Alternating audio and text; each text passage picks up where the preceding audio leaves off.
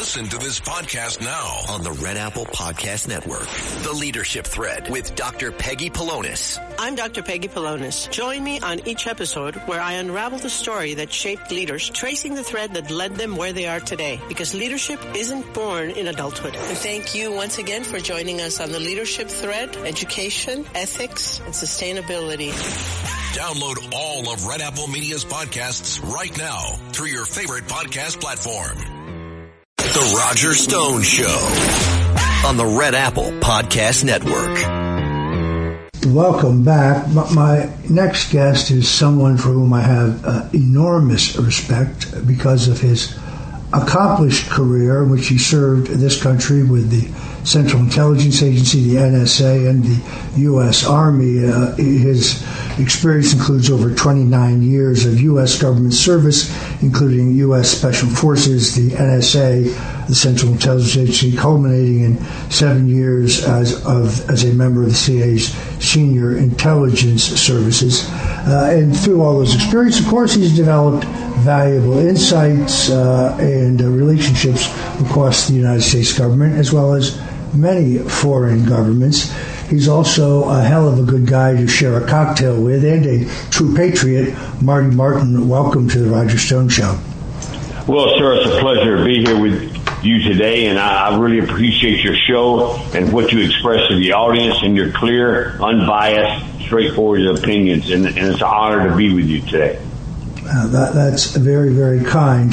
So the president projecting American power, this time in Iran, to devastating effect, evidently decapitating the Ayatollah Khomeini, not to be confused with the Ayatollah Khomeini, who grabbed all those American hostages. This appears to be a decapitation operation.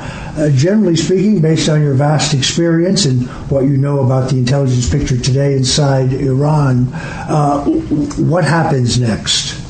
Well, sir, first of all, I would like to say that many other presidents have taken this action before. President Trump, with his courage and decisiveness, has done exactly what needed to be done. Of course, these things never turn out picture perfect, but as far as this decapitation operation is clearly successful thus far. I would say the next thing we need to think about, obviously this is about the Iranian people. We need to keep decapitating. We need to destroy the Iranian intelligence service, MIS, IRGC, and all other security services that are intimidating and attacking the Iranian people. The next step, we hope, would be a convulsive, and it will not be pretty. The Iranian people will probably, obviously, turn on the regime, overthrow the regime. And now, what we hope to find, and I'm sure they're searching, but not quite yet, is a capable, secular leader that the Iranian people will respect, that will be pro-West, U.S. friendly, that we can now have a secular regime in Iran, which would change a complete map in the Middle East. Look, I feel very strongly we need to drive the country as soon as we possibly can. We have a lot of cleaning up to do. The brutality of this regime, you're talking about people who conducted mass executions in the streets as a terror warner to others. Not to cross the regime. This was a particularly brutal and vicious regime, but the understanding is their public viciousness is what it only helped to convince the president to use his power on a limited but effective basis to stop the killing. He warned them. He did warn them, but they didn't listen to his warning. How fragile now do you think the whole Iranian, the National Guard, their Republican Guard command structure is? We heard that some 40 other leaders were killed, like the supreme leader, but I'm not sure what's left intact.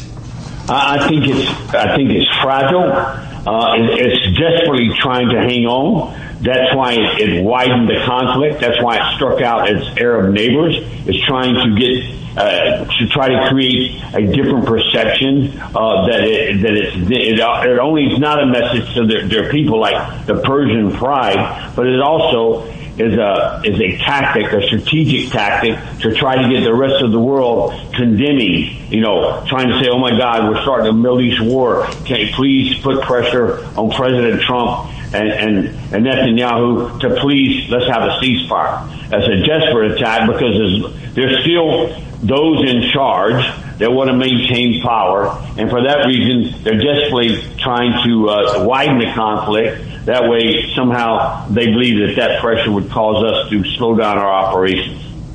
Look, Donald Trump is a man who will always will try to negotiate peace or a settlement before having to use American power.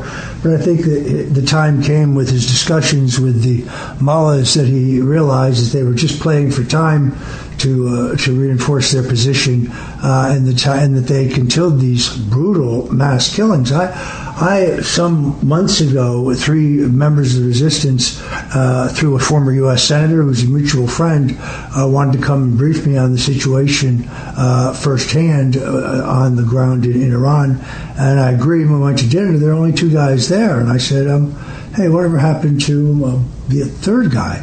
And he said, he was assassinated in Paris last week. So this is the brutality of these people. Again, I think you notice the first strike was from the Israelis, and then the second strike was from the United States. Obviously, there had to be very tight Central Intelligence and intelligence work here linked together. How deep is that partnership to the extent that you can speak without revealing sources and methods, obviously? Well, I believe at this point, on this particular mission, the Israelis and the U.S. are working hand in glove. I would say there's completely coordination. All aircraft, the whole operation is a combined operation with each having its separate roles. And going back to your point about President Trump and his desire for peace, but unafraid to exercise U.S. military force. The same thing with Maduro. He gave him opportunity after opportunity to negotiate. Not bullshit, not lie, not meander, but to seriously negotiate. The same thing with the Iranians. To go into serious negotiations, substantive negotiations, and of course the intelligence and those around him basically indicated to him that these negotiations were futile and that we had to take this action. And unlike other presidents before him, he took that courageous decision, and now we are where we are. Yeah, many Americans don't know the difference between the Revolutionary Guard and the regular Iranian army. And it's an important distinction because I gather that there are differences in both loyalty, ideology, and the kind of operational posture. Is it possible that the armed services turn against the mullahs at this point? I think as this continues, there's a good chance. And in history, I'll try to make this real quick. In these sort of situations, he who has the guns wins. If you don't have the guns and you're the Iranian people, there's only a couple of ways for you to get guns. The armed forces have to give you their guns, or they have to lay their arms down. And the thing about the regular armed forces in Iran, every time they've been killing these innocent civilians, they go home. Who's home? Their mother and fathers. And they're telling them, what are you doing? So eventually, there's disgust, and there's a loss of faith in a power or an authority. In this case, the Iranian and the Ayatollahs, because they killed thousands. So hopefully, as this continues, the regular military will turn, and they will either select a general that will go against the Ayatollahs and their followers. And I do believe we should point out that this may be convulsive. This is not going to be clean and pretty. We're going to have to step back, and we can continue our operation, but at the same time, there is going to be a convulsive change in Iran if it's going to be successful. The Ayatollah and his people are going to attempt to obviously stay in power. And the Iranian people, there'll be maybe some general may come up and we may be recognized, but he may be part of the Islamic regime. Well, we're going to have to, them or us, going to have to take care of that until there's a proper leader that's recognized, and it, of course, stands up, wants to communicate, wants to also move forward toward reasonable elections at some point in the future, once security and stability has been established. Yeah, I think it is absolutely clear. I don't think the answer to this vicious theocracy is going back to the monarchy. I don't think there's any inherited right. And yes, the Shah was a loyal ally of the United States, but he was not exactly a paragon of human rights either. And although it was a more cosmopolitan society, certainly women could be educated, women could dress as essentially as they pleased. They were people were allowed to study abroad. Nobody has said that there's a hereditary right to just come back to power. I think we have maybe some kind of provisional government, transitional government, until reasonable elections could be held. This is an educated society, and elections are entirely possible. But I also think I want to get your take on things going on in this hemisphere, Marty, because Trump, like Reagan, has taken a very, very hard line on narco-terrorism, narco-Marxist terrorism, and trafficking in this hemisphere. And Secretary of State Marco Rubio leading that charge. I want to get your take on that. Events in Cuba, events in Honduras, events obviously in Venezuela. Again, we're joined by Marty Martin, a man who has served his country at the highest levels of U.S. intelligence, but a true American patriot, a man with a long record of bravery. I could spend the whole segment just telling you of his many accomplishments for the United States of America, but we're honored to have him. And when we come back, we're going to do a little more looking at what's going on in this hemisphere and perhaps a bit more about Iran. So whatever you do, don't go away.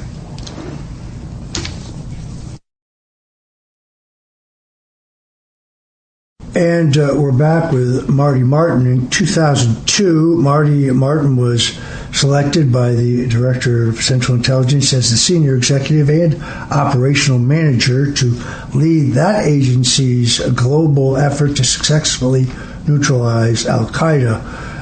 It was during that specific period of his leadership that the lion's share of the perpetrators of 9/11 were nullified. We're proud to have him with us today. Marty, I do before we leave Iran, because your knowledge is deep. Iran is Shia-led. Many of the adversaries in the region, of course, are Sunnis.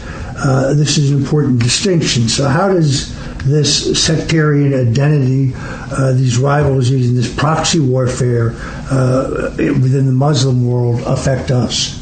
I think we need to understand and recognize that as far as they're concerned, the Iranians, that the Shia believe, obviously, it's in that sect that's the rightful, heirs for Islam, whereas our Sunni friends in the Gulf represent the other side, in Medina, the Holy Mosque, the holy sites in Saudi Arabia. They believe they're the protectors of that. It does play a role to a sense, but oftentimes it's clear to point out when it comes to hatred for us, Islamic extremism, both Sunni and Shia have worked together, just like ISIS. They were primarily Sunni, they were also supported by Iran. When it comes to hatred and those sort of groups, Islamic extremism, their enemy is Israel and us. Now, when it comes to interaction on a different level between those nations, that's where that rivalry is there. But it's also, it plays a influence, but it's not an overriding theme. I think you have absolutely identified that dynamic. How, at this point, what is the truthful reaction of those, of the Saudis, of the Egyptians, UAE, the other Gulf nations to our actions in Iran? I think they were pleased. They can't announce it because some of their population sometimes, when you look at what's happening in Gaza, vis-a-vis that, you see us partying with the Israelis. Some of their population will have stronger reactions against that. But I think for the governments themselves, They've long realized that Iran was their enemy. In fact, Iran had tried to conduct operations against Saudi Arabia. So you've seen it fire at our bases in Bahrain and Qatar. They've long played a underlying role of trying to destabilize our good friend King Abdullah in Jordan. The Iranians have long tried to undermine him there.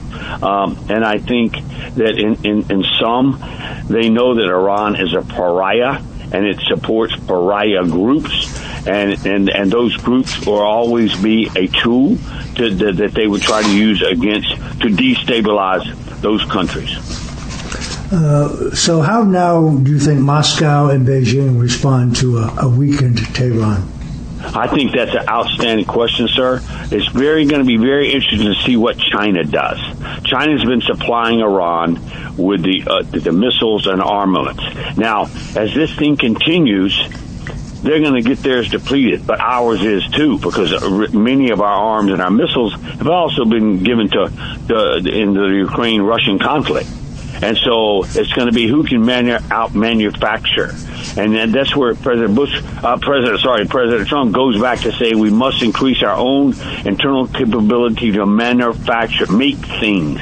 But the Chinese will be very interested to see how they play this. They remain quiet, although if they start resupplying, they did it after the 12-day war. They start resupplying the Iranians, resupplying them. Because if you look at what's happened in recent months, the Chinese influence in Venezuela, gone. The Iranian influence in Venezuela, gone. And our hemisphere is getting driven out by decisive action. As you point, if you think about it, Chinese, fentanyl, the drug cartels, that's China. They're supplying the material. And so when we confront those cartels, we're in essence confronting those surrogates which are working on behalf of China or profiting from that. And so it'll be very interesting to watch China vis-a-vis Iran to see how they play this. But there's a message there. If you attack Taiwan, you see this, the strongest military in history, what it's capable of. Don't think that it's just going to, that Taiwan will just go quietly into the night. All right, I'm afraid we have to leave it there. I want to salute my good friend, Marty Martin, who's served this country with great distinction in our intelligence agencies, in the U.S. Army.